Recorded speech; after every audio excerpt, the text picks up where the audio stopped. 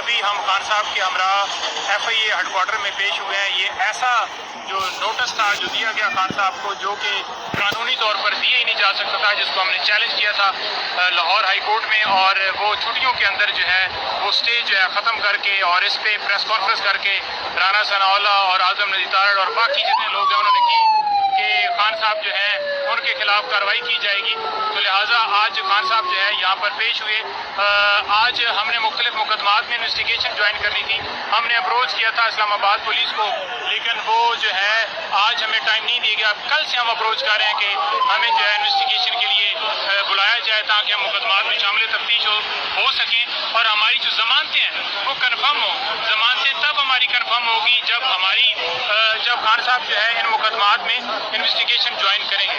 تو لہٰذا وہ آج سے ڈیٹ جو ہے نہیں دی گئی اور کل کے لیے ڈیٹ دے دی گئی ہے. اب کل 4 بجے کا ٹائم ہے. ہم نے یہاں سے وہاں پر جانا تھا لیکن وہ ہماری صدا منظور نہیں ہوئی اور خان صاحب جو ہیں وہ اکیلے اندر گئے ہیں. لیگل ٹیم بالکل ساتھ نہیں ہے. خان صاحب تیار ہیں پورے، کسی حوالے سے اس کیس میں گرفتاری نہیں ہو سکتی کیونکہ ہائی کورٹ نے پروٹیکشن دے دیا کہ آپ نے کسی نامعلوم FIR میں گرفتار نہیں کرنا. تو اس طرح کا اگر کوئی بھی مس ہیپ ہوتا ہے تو وہ بالکل غیر قانونی ہوگا. خان صاحب کے ساتھ لیگل ٹیم نہیں ہے لیکن خان صاحب مکمل طور پر سارے لیگل پہلو بھی جانتے ہیں، پورے وکیل بن چکے ہیں اور خان صاحب جو ہیں وہ اس کیس کے حوالے سے سارے فیکٹس جانتے ہیں. ہر سوال کا جواب ان کے پاس ہے. بہت شکریہ. Thank you.